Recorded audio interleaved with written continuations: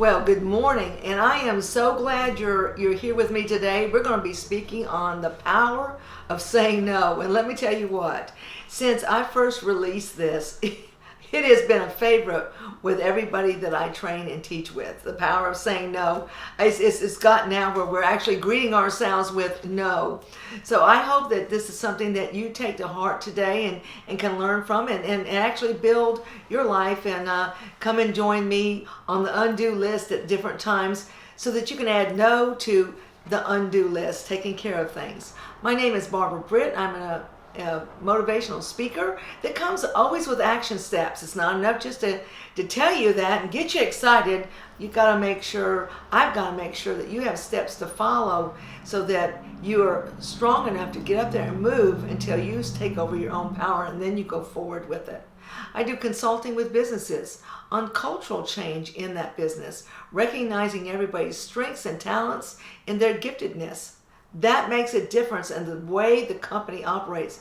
And it's unbelievable because it's not a big cost factor in your company. I mean, actually, with training, that's it. And it's something that lasts a lifetime, and it's something that gives value to everybody that you work with or everybody that comes in, your clients that come in, how they're valued, how they're treated. So, and then I do professional coaching, walking beside my clients, listening, really listening to what they're saying, their purpose, coming with action steps and accountability. So that's where I come from, and that's my pleasure to do every single day with my business. So again, today is the power of saying no, and I will start off with a couple of, I think, really great quotes that tell you or give you an idea. Now, if you like the quote, write it down. If you find something better, write it down. Put it on your mirror. Make something where it stays with you for a day or two, and you'd be amazed at how it'll keep it in your mind. But this is from Steve Jobs, and it says, it's only by saying no that you can concentrate on the things that are really important. Wow. What do you think about that? It's only by saying no then that you can concentrate on the things that are really important. Isn't that right? How many of you, and I'll raise my hand, are so busy saying yes and running around and making sure everything is covered and everybody is happy, and you forgot the most important person in there, and that was you. And you're used up, you're angry, you're tired, you're frustrated. So that's why we're going to say no. So only by saying no can we concentrate on the things that we really, really feel that are important to us. Again, Steve Jobs. And the next one is, it's okay to say no to things that drain you. Wow. How many of you could just immediately put your hand, how many of you can say no to things that drain you? Things and people, situations that drain, like I said, I just feel like they just drain the life force completely out of you. I want you to show up for what really matters, and that's by Michelle Marcos. Show up for things that really matter. Well, if I'm busy going around saying yes to everything, I don't have the energy to show up for the things that really matter. You have that power, and I want you to take that power back. Saying no is not being selfish. It's not being self-centered. It's not being a bad person. Everything we've ever been told about the word no. Saying no means no. And you got to it helps you to set everything in your life straight. So we're going to get started now on the power of saying no. And I want you to embrace it. I want you to love it. It's important to be able to say no because it leaves you empowered. It leaves you empowered, not feeling like a victim. How many of you out there have felt like a victim instead of feeling empowered? Now, that doesn't mean when I'm empowered that I feel like I need to step on other people. That doesn't mean that at all. Being empowered means that I have the energy and the resources to make a difference in others' lives as well. And it also allows you to keep a healthy relationship with other people. That is so vitally important. We're here to build relationships. That's our purpose. But it's hard for me to build a relationship that I don't feel negative about if I give myself constantly away. To everybody that asks, I'm yes, yes, yes. And I don't use any time to feed me or put in the things that I need to have. It helps you to establish, secondly, helps you to establish boundaries. How many of you out there could have a boundary? I know I could. My boundary is I don't even have boundaries. I will find myself when I don't say no, just giving up anything that belongs to me, balancing as much as I can. Today, before 8 o'clock, I had already done 3 things. And I did one sitting outside by the golf course so I could do a live Facebook, so I could then get onto a mastermind, turn it over to a friend of mine so I could run in and do an executive meeting. All because I had not set boundaries. No one's fault. I just hadn't set boundaries. And I need to do that for other people as well as myself.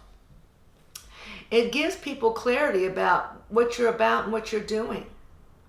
We just expect people to understand that we're busy and just telling somebody I'm busy, I'm too busy to do that. That doesn't give anybody clarity at all. It does not. It doesn't give you clarity either. So think about, it helps people to understand what they can and cannot expect from you. And that way people realize what you're able to give and what you're not, and then don't become dependent on things that you really and truly don't have time for, can't do, or it's just not in your framework. There's things that I do really well, and now that's the framework I stay in. What I do well, I do, and I outsource the rest. So, I think about that. If there's things that other people can do better than I can, sure. I'm going to look at them. I'm going to grace them with my business. I'm going to do things like that. So think about it as this, is that it gives you boundaries and allows people to have clarity about each other's needs. Here's 5 things that you can do that are positive ways of saying no. Positive. These are some of the things that when I say no, first of all, it gives you time to whatever you put on the back burner. How many of you will say, well, when I get time, I'm going to do this. Or and then it comes. Well, when I get time, I'm going to do this. And when I get time, I'm going to do this. And then when I die, I didn't have time. I didn't feed me. I didn't hold myself in value. I didn't hold myself as someone like I would someone else when I don't ever say no. You're not doing anybody a favor at all. So it gives me time to do things you know what? It gives you time to lay down on the couch and take a little nap. I found out since I've retired that an afternoon nap, not that I get them very often, but is one of the best things in the world. And it doesn't matter that I only lay down for 15 minutes. It's the best gift I can give myself. So remember, when you say no to give yourself time, it doesn't have to match up with what other people feel is valuable. It's what you feel is valuable. It gives me confidence when I can say no. Positive thing from that, it gives me confidence that I start knowing my value, and that it's hard to do. I can remember giving away time, and I still have a lot of trouble with that because I felt that was the only thing I had to give people. Well, I want you to think about this. Out of all your resources in life, time is the only thing you can never get back. You can't save it. You can't save it. You can't put it away for another day. You can't do those types of things with time. So remember, when you give it away, when you say no to something, you're saying yes to something else, and hopefully that yes is to you, because that's so vitally important. Safety. Saying no gives you safety from overextending yourself. This morning, It was great being on the golf course and getting to be able to do my things. But, there's a lot of noise on the golf course that I didn't realize there was. All those little machines.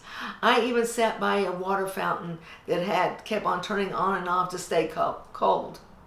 I just went right through it. But again, probably saying no would have been the best thing that I could have done at that particular time. Saying no gives you opportunities. If you feel your time up, there'll come an opportunity to do something great or neat or to hear that speaker you want to hear. But if I didn't say no before, I don't get to have that opportunity. And you see people, they get mad, they get bitter, they get resentful. You see people, my dad would always say, I don't want to be that person sitting on that porch wishing I would have. I would have. I wish I would have. So saying no stops the would haves, should haves. So just think about that. And then how can I say no without being rude? We've been taught by a lot of people that no is being rude. Say it straight. No, thank you. No. Make sure when you say no, you don't do it like this. Well, no. That's a question. No, thank you, or just no. You just look someone in the face and just be honest with them. Because when you do that, they'll take you seriously. Have you ever said no to someone and they kept on until you finally just did it and you were mad? And the whole intent of the whole situation was absolutely ruined. So we don't want to do that. Say it straight. No, thank you. Be careful about justifying it. Because as soon as you justify it, well, I can't, no. In fact, one way I learned this from someone, and it's powerful. I do free speeches 3 times a year to nonprofits. I will give a free training to 3 nonprofits, and I've already done that for this year. If you would like to get on my list for next year, please go to my website. That's it. No, I'm not. Well, if something falls through, I'll be able to do it. Think about when you say no, you're giving time to other people to come up with some alternatives that they need to do. Can't speak for your group this year because I'm already done, but if you go on early and sign up, then I'll be able to get to you next year. Gives people some alternatives, a way to look at it, without them trying to say, well, no.